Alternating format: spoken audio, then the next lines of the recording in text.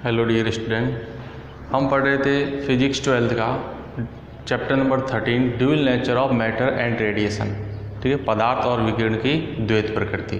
ठीक है, इसमें हमने लास्ट पढ़ा था लेनार्ड और हॉलवास द्वारा किया गया एक्सपेरिमेंट प्रकाश विद्युत प्रभाव का प्रायोगिक विश्लेषण, ये पढ़ा था। ठीक है, उस एक्सपेरिमेंट में हमने ये समझा था और सीखा था कि फोटो इलेक्ट्रिक इफेक्ट किस तरह से होता है और इसमें फोटो इलेक्ट्रिक करंट किस पर डिपेंड करती है, इंटेंसिटी तीव्रता का क्या प्रभाव होता है वहाँ पे। और वहाँ पर एक इम्पोर्टेंट डेफिनेशन हमने सीखी थी निरोधी विभव के बारे में, स्टॉपिंग पोटेंशियल। ठीक है, जिसमें हमने फिर से मैं इसमें रिवाइज करा रहा हूँ, बहुत इंपॉर्टेंट डेफिनेशन है। निरोधी विभव स्टॉपिंग पोटेंशियल, या जिसको आप बोलते हो अंतक विभव कट ऑफ पोटेंशियल। इसमें हमने पढ़ा था कि प्रकाश विद्युत प्रभाव की घटना में एनोड को दिया गया, दो प्लेट ली थी, कैथोड और एक एनोड। तो एनोड को दिया गया ऐसा नेगेटिव पोटेंशियल, ऋणात्मक विभव, जिसके कारण सर्किट के अंदर परिपथ में करंट की वैल्यू जो है वो 0 हो जाती है। उसको हमने लिखा था स्टॉपिंग पोटेंशियल V0, निरोधी विभव V0। ठीक है, फिर हमने जो लाइट जो फोटोन इंसिडेंट होता है उसकी फ्रीक्वेंसी न्यू और स्टॉपिंग पोटेंशियल का मतलब V0 हमने लिखा था। उनके बीच में हमने ग्राफ पढ़ा था और रिलेशन फाइंड किया था। ठीक है, और ये ग्राफ हमारे पास इस तरह से मिला था। जो हमने लास्ट वीडियो पढ़ा है उसका लास्ट पोर्शन इस साइड हमने लिखा था V0 हमारे पास था स्टॉपिंग पोटेंशियल, निरोधी विभव, और यहाँ पर हमने लिखा था न्यू या इधर लिख दो बोले,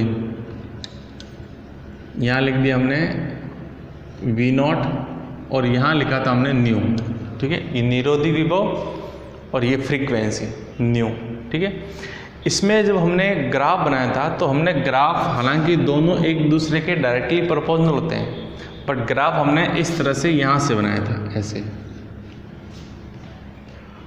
ये क्यों बनाया था? ये जो फ्रीक्वेंसी है, ये यहाँ इस साइड में फ्रीक्वेंसी है, इस फ्रीक्वेंसी को हमने लिखा था न्यू नॉट, और न्यू नॉट को हम बोलते हैं दहली आवर्ती या थ्रेशोल्ड फ्रीक्वेंसी। ठीक है, अब वो ग्राफ, ये जो ग्राफ है, ये ग्राफ हमने एक्सपेरिमेंटली इसको शो किया था। ठीक है, कि इस तरह से इनके बीच में रिलेशन होता है। अब हम इसका जो मैथमेटिकल मॉडल दिया गया था, वो मॉडल दिया गया था आइंस्टीन के द्वारा। किसके द्वारा? आइंस्टीन ने इसके लिए एक बहुत ही फेमस मैथमेटिकल मॉडल दिया। ठीक है, और जिसको हम बोलते हैं आइंस्टीन का प्रकाश विद्युत समीकरण। उसी को आज हम पढ़ेंगे। ठीक है, क्या होता है आइंस्टीन का प्रकाश विद्युत समीकरण, इसको समझिए। बहुत ही सिंपल है और इम्पोर्टेंट है, क्योंकि आइंस्टीन ने प्रकाश विद्युत प्रभाव या लाइट की पार्टिकल नेचर के बारे में सबसे ज़्यादा एक्सप्लेन किया था।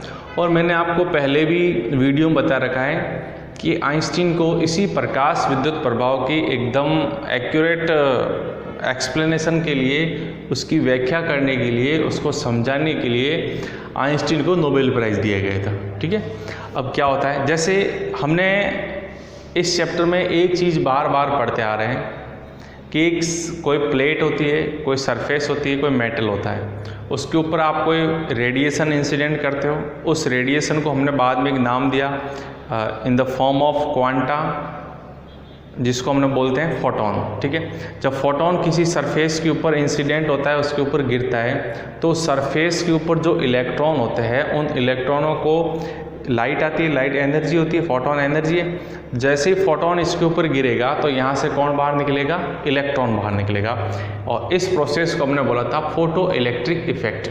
ठीक है, अब आइंस्टीन इसको किस तरह से समझाता है, जो हमने लास्ट जो एक्सपेरिमेंटल सेटअप पढ़ा था उसको और ज़्यादा इजीली समझने के लिए ये जो इक्वेशन है, आइंस्टीन का जो इक्वेशन है यहाँ पर, ये हमारे पास बहुत काम आएगा। ठीक है, क्या इक्वेशन होता है इसको समझिए। जैसे मान लिया ये कोई एक सरफेस है, ये एक सरफेस है, और इस सरफेस के ऊपर आपने ये कोई फोटोन इंसिडेंट किया। क्या इंसिडेंट किया? फोटोन। ठीक है, फोटोन का मीनिंग हमने पढ़ा है, it is the packet of energy. एक छोटे छोटे पैकेट होते हैं, एनर्जी के बंडल होते हैं। ठीक है, और उसमें हमने लिखा था कि प्लांक क्वांटम थ्योरी यही बताती है कि जो फोटोन होता है उस हर एक फोटोन की, अगर एक पैकेट आ रहा है तो एक पैकेट की एक एनर्जी होती है, और वो एनर्जी हमने डिसाइड की थी, वो होती है E = h न्यू। E = क्या होता है? h new. ये हम बार बार पढ़ते आ रहे हैं। इसके बाद इस सरफेस पे जो इलेक्ट्रॉन है, मान लिया कोई सरफेस है, ये इस तरह से कोई इलेक्ट्रॉन यहाँ पर है, हमें क्या करना है? इस इलेक्ट्रॉन को बाहर निकालना है। तो हमने हर चीज़ बार बार पढ़ी है कि इलेक्ट्रॉन बाहर जाना चाहता है, लेकिन बाहर जाने के लिए इलेक्ट्रॉन की एक मिनिमम रिक्वायरमेंट होती है एनर्जी की। अगर वो रिक्वायरमेंट एनर्जी की ये फोटोन कंप्लीट कर देता है, तब तो इलेक्ट्रॉन यहाँ से बाहर निकल जाएगा। ठीक है, और उस मिनिमम रिक्वायरमेंट एनर्जी को हमने एक नाम दिया था, जिसको हम बोलते हैं वर्क फंक्शन या थ्रेशोल्ड एनर्जी, दहली ऊर्जा या कार्यफलन, जिसको हमने लिखा था 5 नॉट से। ठीक है, तो सपोज दैट इसका जो वर्क फंक्शन है वो हमने फिर से यहाँ पर माना 5 नॉट है, 5 नॉट। ठीक है, अब आप, ये बहुत ही सिंपल है, इसको आप ऐसे समझिए। मान लिया ये कोई एक लाइट आ रही है, एक फोटोन आ रहा है। ठीक है, इसके पास जो एनर्जी है वो आपने मान लिया 10 इलेक्ट्रॉन वोल्ट। 10 इलेक्ट्रॉन वोल्ट इस फोटोन की एक पैकेट आ रहा है, उसकी एनर्जी है। अब इस इलेक्ट्रॉन को बाहर निकलने के लिए जो एनर्जी चाहिए वो मान लेते हैं हम एक बार के लिए, इस 5 नॉट की वैल्यू जो है वो है 3 इलेक्ट्रॉन वोल्ट। कितने इलेक्ट्रॉन वोल्ट है? 3 इलेक्ट्रॉन वोल्ट। आपने जो लाइट फोटोन इंसिडेंट किया उसकी एनर्जी है 10 इलेक्ट्रॉन वोल्ट। बाहर निकलने के लिए कितनी चाहिए? 3 इलेक्ट्रॉन वोल्ट। तो यहाँ से इलेक्ट्रॉन बाहर निकलेगा या नहीं निकलेगा? इजीली बाहर निकलेगा, इजेक्ट हो जाएगा। इलेक्ट्रॉन यहाँ से इजेक्ट हो जाएगा। ठीक है, मान लिया ये इलेक्ट्रॉन यहाँ से रिमूव हुआ, ये इलेक्ट्रॉन गया। ठीक है, अब वर्क फंक्शन क्या काम करता है? वर्क फंक्शन, पहले इसको ऐसे समझिए, ये वर्क फंक्शन जो है, यहाँ जो इलेक्ट्रॉन फंसा हुआ है, इस इलेक्ट्रॉन को यहाँ तक लेके आएगा। मतलब जो अंदर धंसा हुआ इलेक्ट्रॉन है, उस इलेक्ट्रॉन को यहाँ पर लेके आ जाएगा। ठीक, ये वर्क फंक्शन का काम है। तो यहाँ से इसको सरफेस तक आने में जो एनर्जी खर्च हुई है, वो एनर्जी कितनी खर्च हुई है? 3 इलेक्ट्रॉन वोल्ट, वर्क फंक्शन के फॉर्म में, कार्यफलन के रूप में। ठीक है, अब इलेक्ट्रॉन यहाँ क्या करेगा? हमें तो इलेक्ट्रॉन को निकालना है, करंट बनानी है, तो इलेक्ट्रॉन को चलना पड़ेगा। तो मान लिया इलेक्ट्रॉन जो है यहाँ से आगे चला गया, इधर जा रहा है। अब आप सोचिए, इलेक्ट्रॉन यहाँ से यहाँ तक तो एनर्जी खर्च हुई हमारी 3 इलेक्ट्रॉन वोल्ट। क्या अब इलेक्ट्रॉन यहाँ से ऐसे जा रहा है तो ये विदाउट एनर्जी जा सकता है क्या? नहीं जा सकता। तो इसको यहाँ पर चलने के लिए एक एनर्जी चाहिए, और मोशन के लिए, गति करने के लिए जो एनर्जी होती है, उस एनर्जी को हम बोलते हैं काइनेटिक एनर्जी, यानी कि गतिज ऊर्जा। ठीक है, तो ये जो इलेक्ट्रॉन है, इसकी गतिज ऊर्जा हमने लिखा यहाँ पर Ke। कितना लिखा? Ke। अब आप सोचिए, 10 इलेक्ट्रॉन वोल्ट का एक फोटोन आया, इसने अपनी एनर्जी जो है इसको दी, इलेक्ट्रॉन को दी, सारी की सारी। आइंस्टीन का जो स्टेटमेंट है, स्टेटमेंट ये कह रहा है कि जो फोटोन, एक फोटोन, ईच फोटोन, अगर एक फोटोन किसी सरफेस के ऊपर इंसिडेंट होता है, तो वो फोटोन अपनी सारी की सारी एनर्जी ओनली फॉर एक इलेक्ट्रॉन को देगा। कितने इलेक्ट्रॉन को देगा? एक इलेक्ट्रॉन को। ऐसा नहीं कि यहाँ पर मान लिया 5-7 इलेक्ट्रॉन है, तो 5-7 को सबको 10-10 इलेक्ट्रॉन वोल्ट लेके आ रहा था। 5 इलेक्ट्रॉन वोल्ट है, 5 इलेक्ट्रॉन है, तो सबको 2-2 वोल्ट बांट दी। ऐसा नहीं है। अगर एक फोटोन आ रहा है, इसको ध्यान से सुनना, अगर एक फोटोन आ रहा है तो अपनी सारी की सारी एनर्जी सरफेस के ऊपर जो भी इलेक्ट्रॉन है उनमें से एक इलेक्ट्रॉन को देगा, ओनली फॉर 1 इलेक्ट्रॉन। अब जैसे ही इलेक्ट्रॉन को एनर्जी मिलेगी, इलेक्ट्रॉन को एनर्जी आ गई, तो इलेक्ट्रॉन यहाँ रुकेगा नहीं, इलेक्ट्रॉन जाएगा। अब ये जो एनर्जी है जैसे इलेक्ट्रॉन को एनर्जी मिली, जैसे यहाँ से इलेक्ट्रॉन को कितनी एनर्जी मिली है, 10 इलेक्ट्रॉन वोल्ट आ रही है, फोटोन दे रहा है। अब जैसे ही इलेक्ट्रॉन को एनर्जी मिलेगी तो इलेक्ट्रॉन इस एनर्जी का दो फॉर्म में यूज़ करता है, टू फॉर्म में यूज़ करता है। कैसे यूज़ करता है? एक तो सरफेस से बाहर निकलने के लिए, बाहर निकलने के लिए जो एनर्जी चाहिए होती है उसको हम क्या बोलते हैं, वर्क फंक्शन। दूसरा यहाँ से यहाँ तक जाने के लिए, आगे जाने के लिए, भाई बाहर निकलेगा उसके बाद चलेगा भी सही ना। तो ये जो एनर्जी आ रही है, टोटल एनर्जी 10 इलेक्ट्रॉन वोल्ट, इसका इसने दो फॉर्म में यूज़ कर दिया, एक तो फाई नॉट के फॉर्म में और एक के की फॉर्म में। अब आप सोचिए 10 में से 3 इलेक्ट्रॉन वोल्ट तो फाई नॉट में खर्च हो गए, अब बाकी कितना बचा, 7 इलेक्ट्रॉन वोल्ट। तो के की वैल्यू जो होगी हमारे पास ये होगी 7 इलेक्ट्रॉन वोल्ट। कितना होगा, 7 इलेक्ट्रॉन वोल्ट। तो 10 इक्वल टू हमारे पास क्या हो गया, 3 + 7। 10 इक्वल टू क्या हो गया, 3 + 7। अब आप सोचिए अगर मैं एनर्जी को E मानता हूँ, वर्क फंक्शन को मैं फाई नॉट मानता हूँ और काइनेटिक एनर्जी को मैं K मानता हूँ, तो इन तीनों के बीच में एक इक्वेशन आ रहा है, ठीक है। और वो इक्वेशन क्या आ रहा है, वो इक्वेशन हमारे पास बनेगा, देखो E इक्वल टू, जैसे 10 इक्वल टू 3 + 7, ऐसे E इक्वल टू क्या हो जाएगा, E इक्वल टू हो जाएगा phi naught + K। And this energy, kinetic energy जो होती है ये हमारे पास मैक्सिमम होती है, क्योंकि जो बाकी एनर्जी बची है फाई नॉट के अलावा वो सारी के सारे इलेक्ट्रॉन चलने में खर्च करेगा, सारी की सारी, तो ये मैक्सिमम एनर्जी होगी। अब ये जो इक्वेशन बना E equal to phi naught + K maximum, इसी इक्वेशन को हम यहाँ पे बोलते हैं इक्वेशन ऑफ, या Einstein photo electric equation, Einstein का प्रकाश विद्युत समीकरण, इसी को बोलते हैं। बहुत सिंपल है, लाइट आई 10 की, 3 बाहर निकलने में धंसा हुआ था, अंदर बाहर निकलने में 3 खर्च हो गया, आगे चलने में 7 खर्च हो गया। तो 10 इक्वल टू कितना हो गया, 3 + 7, समझ गए ना। तो E इक्वल टू हमारे पास क्या हो गया, फाई नॉट + K मैक्सिमम, ठीक है। अब इसके कुछ पॉइंट अगर हम लिखना चाहें तो ये लिख सकते हैं। पहला तो मैं बोल रहा हूँ उसको आप भले नोट कर सकते हैं, ठीक है। पहला तो फर्स्ट पॉइंट हम लिखेंगे, it is based on the Planck quantum theory. वापस सुना, it is based on the Planck quantum theory. यह प्लैंक क्वांटम सिद्धांत पर आधारित होता है। प्लैंक के क्वांटम सिद्धांत के ऊपर बेस्ड होता है। It is based on the Planck quantum theory. Planck quantum सिद्धांत पर आधारित होता है ये समीकरण, ठीक है। दूसरा है,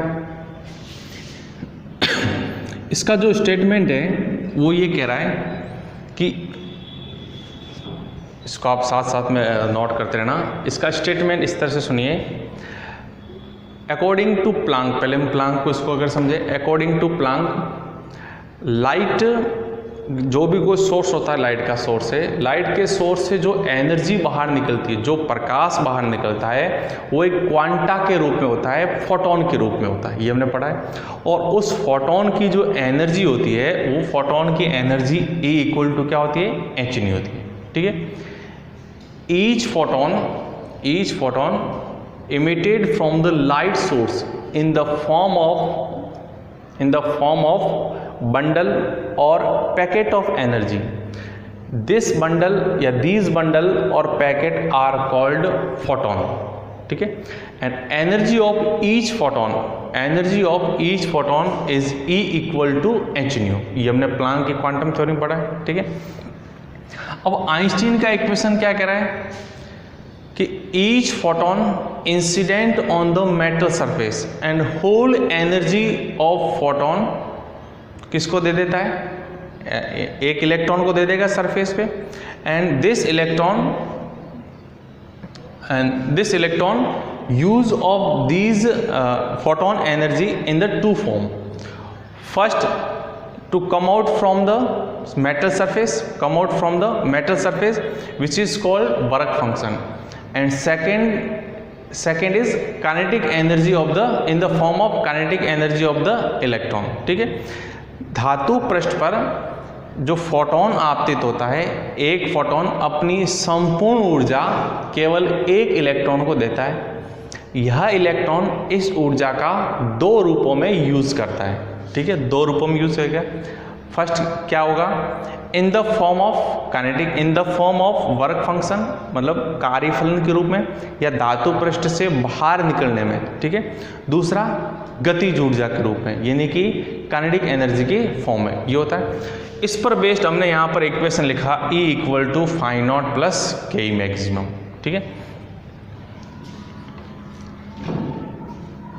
इसको हम ऐसे लिख सकते हैं, धातु पृष्ठ पर आपतित एक फोटोन अपनी संपूर्ण ऊर्जा केवल एक इलेक्ट्रॉन को देता है, केवल एक इलेक्ट्रॉन को देता है। Electron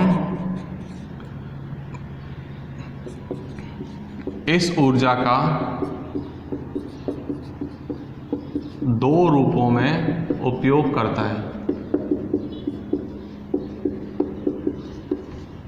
electron used this energy in the two form, ठीक है। फर्स्ट, धातु पृष्ठ से बाहर निकलने में, धातु पृष्ठ से बाहर निकलने में, to come out from the metal surface, इससे यहां से बाहर निकलने के रूप में। ब्रैकेट में हम लिख सकते हैं कार्यफलन फाई नॉट के रूप में, in the form of work function phi naught, ठीक है। सेकेंड, इलेक्ट्रॉन की गतिज ऊर्जा के रूप में, इलेक्ट्रॉन की गतिज ऊर्जा के रूप में, in the form of kinetic energy of electron. तो ये हमने पढ़ा है, जो भी इलेक्ट्रॉन ऊर्जा, फोटोन ऊर्जा लेके आएगा h न्यू, इसका दो रूपों में यूज होगा, एक बाहर निकलने में और एक चलने में, ठीक है। तो यहाँ से अगर हम इक्वेशन माने कि अगर फोटोन की एनर्जी E है, वर्क फंक्शन को फाई नॉट मानते हैं और गतिज ऊर्जा को k मानते हैं, तो हमारे पास इक्वेशन बनेगा यहाँ से E इक्वल टू क्या बनेगा, phi naught plus K E maximum, E equal to phi naught plus K E maximum. This equation is called Einstein photo electric equation, ठीक है। इसके हम और भी कई फॉर्मेट पढ़ेंगे, ठीक है। इसको आप आगे देखो, ध्यान दो।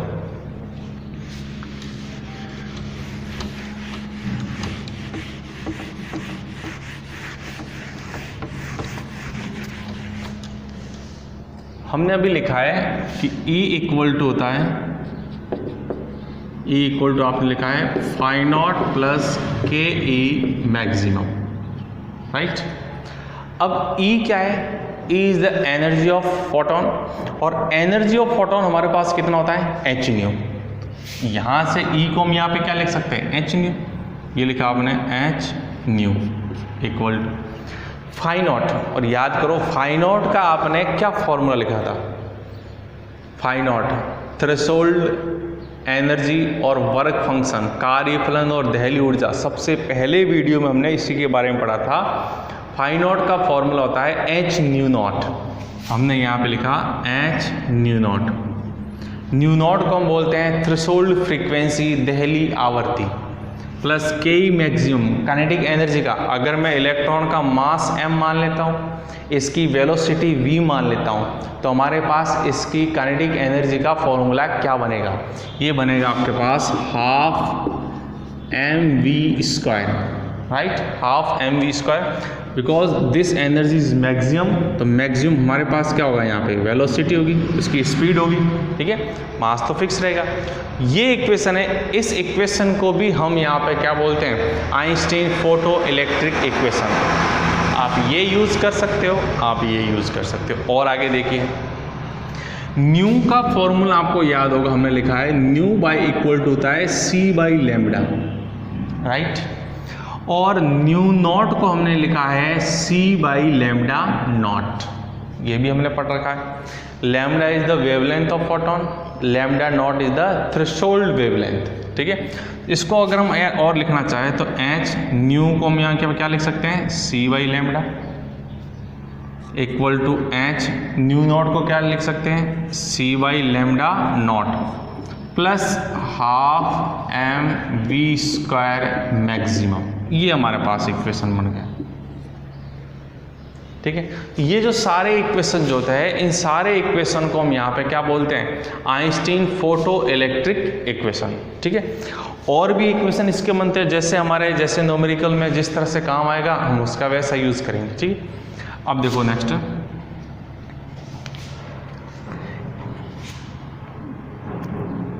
इस इक्वेशन का मैं यहाँ पे देखो वापस यूज कर रहा हूँ, ठीक है। इसको मैं यहाँ लिख रहा हूँ, देखो H nu equal to H nu naught plus K E maximum, half M V square को मैं ऐसे लिखा, सेम बात है। इसको और मैं अगर लिखना चाहूँ तो इसको मैं ऐसा लिख सकते हैं, K E maximum equal to H nu minus h nu naught. समझ रहे होंगे आप, के ई मैक्सिमम, इसको इधर भेजा तो माइनस में हो गया, ठीक है। इसको हम ऐसे लिख सकते हैं, K E maximum equal to H common आ गया और आपके पास क्या बना, न्यू माइनस न्यू नॉट। ये बहुत ज़्यादा इंपॉर्टेंट इक्वेशन है, K E maximum equal to H nu minus nu naught, ठीक है। ये इक्वेशन भी हमारे पास आइंस्टीन फोटो इलेक्ट्रिक इक्वेशन कहलाता है। मेन फॉर्मेट तो ये है, लेकिन ये भी वही कहलाते हैं, ठीक है। तो K E maximum equal to H nu minus nu naught. याद करो, मैंने आपको सबसे पहले बताया था कि अगर किसी सरफेस से इलेक्ट्रॉन बाहर निकालना है तो जो लाइट गिर रही है उस लाइट के पास एक मिनिमम फ्रीक्वेंसी से ज़्यादा फ्रीक्वेंसी होनी चाहिए, और उस मिनिमम आवर्ती को या फ्रीक्वेंसी को हमने लिखा था न्यू नॉट, लिखा था। अब आप सोचिए, अगर ये न्यू नॉट क्या है, मिनिमम फ्रीक्वेंसी है, न्यू क्या है, जो फोटोन गिर रहा है उसकी फ्रीक्वेंसी, ठीक है। अगर मैं ये मान के चलूँ यहाँ पे कि nu less than nu naught है, nu less than nu naught, ये इसका पहला पॉइंट है, इसको आप समझना। Nu less than nu naught है, यानी कि ये वैल्यू ज़्यादा है और ये वैल्यू क्या है, कम है। अगर ये ज़्यादा है और ये कम है तो के मैक्सिमम का आंसर हमारे पास किस में आएगा, ये ज़्यादा है, ये मान लिया 5 है और ये 3 है, तो 3 माइनस 5 माइनस 2, तो ये आंसर किस में आएगा, माइनस में आएगा। यानी कि के की वैल्यू माइनस में आ रही है, और काइनेटिक एनर्जी की वैल्यू कभी भी माइनस में पॉसिबल नहीं है, नहीं हो ही नहीं सकती। इस कारण ये वाली, अगर इसका मतलब है इलेक्ट्रॉन के की वैल्यू माइनस में आने का मतलब है इलेक्ट्रॉन कोई निकला ही नहीं, इलेक्ट्रॉन जा ही नहीं रहा है, इसका मतलब फोटो इलेक्ट्रिक इफेक्ट के लिए ये कंडीशन अप्लाई नहीं होगी। तो इलेक्ट्रॉन तभी बाहर निकलेगा जब, इलेक्ट्रॉन कभी भी बाहर नहीं निकल सकता जब ये कंडीशन होगी, यानी कि थ्रेशोल्ड फ्रीक्वेंसी जो है, दहली आवृत्ति है, वो अगर फोटोन की आवृत्ति से, फोटोन की फ्रीक्वेंसी से ज़्यादा है तो कभी भी फोटो इलेक्ट्रिक इफेक्ट का फिनोमिना हमें दिखाई नहीं देगा, इसको आप समझ जाना, ठीक है। सेकंड, अगर मैं ये कहूँ nu equal to nu naught, अगर ये दोनों बराबर होते हैं तो क्या होगा, nu equal to nu naught होता है, इस कंडीशन में हमारे पास वैल्यू कितनी आ जाएगी, 0। यानी कि nu equal to nu naught का मतलब ये है कि इलेक्ट्रॉन जो है के कितनी आ गई, 0 आएगी। अब अगर के 0 आ रही है, इसका मतलब इलेक्ट्रॉन चल रहा है क्या, इलेक्ट्रॉन तो चल ही नहीं रहा है। इसका मतलब ये हुआ कि अगर मैंने ये कहा कि फाई नॉट 3 इलेक्ट्रॉन वोल्ट है इस सरफेस का, तो बताओ के 0 कब होगी, जब जो लाइट इंसिडेंट हो रही है उसकी एनर्जी भी कितनी होनी चाहिए, 3 इलेक्ट्रॉन वोल्ट। तो इसकी एनर्जी अगर 3 इलेक्ट्रॉन वोल्ट है, इसको बाहर निकलने के लिए भी 3 चाहिए, तो फाई नॉट के अपने आप कितना हो जाएगा, 0 हो जाएगा। इसका मतलब है इलेक्ट्रॉन यहाँ से यहाँ तक तो आएगा लेकिन आगे नहीं जाएगा, आगे नहीं जाएगा, ये वो कंडीशन होगी। तो हमें फोटो इलेक्ट्रिक इफेक्ट और फोटो इलेक्ट्रिक करंट अगर धारा बनानी है सर्किट के अंदर, तो हमें एक ही कंडीशन अप्लाई होनी चाहिए कि के जो है इलेक्ट्रॉन चलना चाहिए। इलेक्ट्रॉन चलने का मतलब के होनी चाहिए, के पॉजिटिव होनी चाहिए। और काइनेटिक एनर्जी पॉजिटिव कब होगी? जब न्यू की वैल्यू न्यू नॉट से क्या होगी? ज़्यादा होगी। तो थर्ड हमारे पास यही है कि new greater than nu naught. अगर ये कंडीशन होगी, यानी कि आपतित फोटोन की जो आवृत्ति जो है, अगर वो थ्रेशोल्ड फ्रीक्वेंसी से, दहली आवृत्ति से अधिक है, तभी के की वैल्यू पॉजिटिव आएगी और तभी फोटो इलेक्ट्रिक इफेक्ट का फिनोमिना जो है वो हमें दिखाई देगा। ठीक है, अब इसको आप समझिए। नेक्स्ट, आपको याद हो तो हमने यहाँ पर V0 भी लिखा था या के भी लिखा था, या के, ठीक है, ऐसा लिखा था। अब ये सब कैसे ये ग्राफ बना वो आगे अब इसको शो करेंगे। नेक्स्ट, इसको मैं फिर से यहाँ से रिमूव कर रहा हूँ।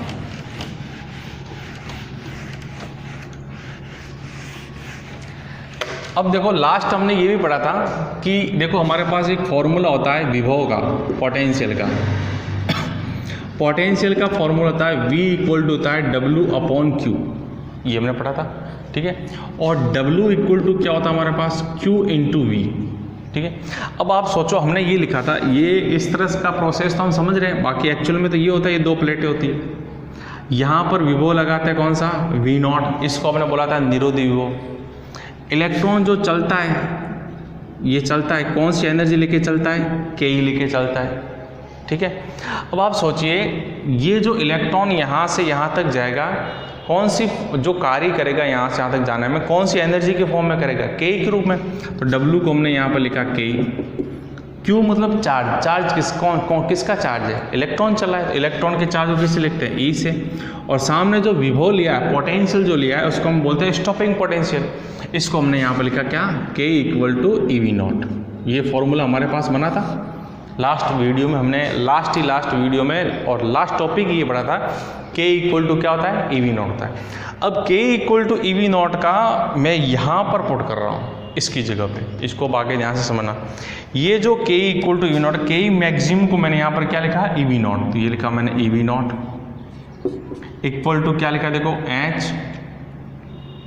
H new minus H nu naught. ठीक है, H को वापस अंदर लेके चले गए। अगर मैं यहाँ से V0 की वैल्यू फाइंड करूँ, V0 का मतलब क्या है हमारे पास? Stopping potential. ये V0 अब स्टॉपिंग पोटेंशियल आ गया। ठीक है, और न्यू नॉट क्या है? Threshold frequency. तो V0 इक्वल टू क्या हो जाएगा? देखो ये हो जाएगा H/E nu minus H/E nu naught. Right, E को हटाया, अपॉन में चला गया। समझ रहे होंगे आप। अब आप फिर से देखो, इसको मैं ऐसे लिख रहा हूँ, V0 equal to H/E nu minus H nu naught. What is H nu naught? H nu naught क्या होता है? फाई नॉट होता है। फिर से मैं इसको लिख रहा हूँ यहाँ पे, phi naught upon E, phi naught upon E। अब आप सोचिए, ये जो इक्वेशन है, ये वाली इक्वेशन, ये बहुत इंपॉर्टेंट इक्वेशन है। इस पर बेस्ड खूब सारे छोटे छोटे क्वेश्चन बनते हैं। ठीक है, और कंपटीशन में भी इसके कई बार क्वेश्चन आ चुका है, ये मैं अभी आपको बताऊंगा। ठीक है, ये जो इक्वेशन है, इस इक्वेशन को भी हम आइंस्टीन फोटो इलेक्ट्रिक इक्वेशन बोलते हैं। इस इक्वेशन के अंदर स्टॉपिंग पोटेंशियल है, निरोधी विभव है, और फाई नॉट है। फाई नॉट का मतलब थ्रेशोल्ड एनर्जी, कार्यफलन, और H हमारे पास होता है प्लांक कांस्टेंट, और न्यू है फोटोन की आवृत्ति। अब आप इसको ध्यान से समझो तो आपको मालूम पड़े कि इसके अंदर देखो, फाई नॉट जो है वो एक कांस्टेंट होता है। जैसे अगर मैंने किसी पर्टिकुलर धातु का नाम ले लिया, सोडियम, सीजियम, तो हमें तो इसका फाई नॉट पता होता है। तो एक मेटल होगा, उसके बारे में हमें जानकारी तो होगी ना कि ये मेटल ये है, तो उसका फाई नॉट तो फिक्स हो गया, कांस्टेंट है। फाई नॉट कांस्टेंट, E पहले से कांस्टेंट है, E तो 1.6 10 की पावर -19 कूलम, ये फिक्स है। इसका मतलब ये पूरा कांस्टेंट हो गया। ठीक है, अब ये भी कांस्टेंट है H, E भी कांस्टेंट। अगर मैं इस इक्वेशन को, एक मैथमेटिक इक्वेशन होती है उससे अगर हम एक कंपेरिजन करें तो ये हमारे पास इक्वेशन होती है, मैथमेटिक्स इक्वेशन होती है y equal to M X minus सी।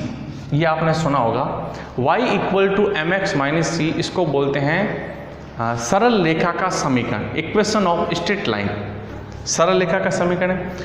अब आप इसमें m जो होता है, इस इक्वेशन में जो m होता है, m को हम यहाँ पे बोलते हैं स्लोप। क्या बोलते हैं इसको? स्लोप, या जिसको हम बोलते हैं ढाल, प्रवणता, ये बोलते हैं m को। ठीक है, अब आप इस इक्वेशन की इससे तुलना करो, कंपैरिजन करते हो। अब पहले आप ये बताइए, अगर हमारे पास y इक्वल टू केवल mx होता, इसको समझना, अगर हमारे पास केवल y इक्वल टू mx होता तो हम इसका ग्राफ कैसे बनाते? y इक्वल टू mx का, तो y इक्वल टू mx का ग्राफ हमारे पास इस तरह से बनता है। ये आपका मैथमेटिक्स का नॉलेज है, y इधर, x इधर, और ग्राफ ऐसा बनता है। अगर हमारे पास ये होता है y equal to mx plus C, y equal to mx plus C, ठीक है, तो ये ग्राफ हमारे पास किस तरह से बनेगा? mx प्लस सी, ठीक है, तो x में कुछ ऐड है, ये ग्राफ इस तरह से बनेगा, ये x है और ये आपका y है, ये ऐसे ग्राफ बनेगा। ठीक है, और अगर हमारे पास y बराबर mx माइनस सी है, mx माइनस सी है, तो ये ग्राफ हमारे पास इस तरह से बनता है, ऐसे बनता है। अब देखो हमारे पास ग्राफ कौन सा? y equal to M X minus C, इससे कंपेरिजन करें। c क्या होता है? कांस्टेंट होता है। ठीक है, अब अगर इसका हम y equal to M X minus C से कंपेरिजन करते हैं तो ध्यान दो, y जो होता है, y ये वाला एक्सिस है,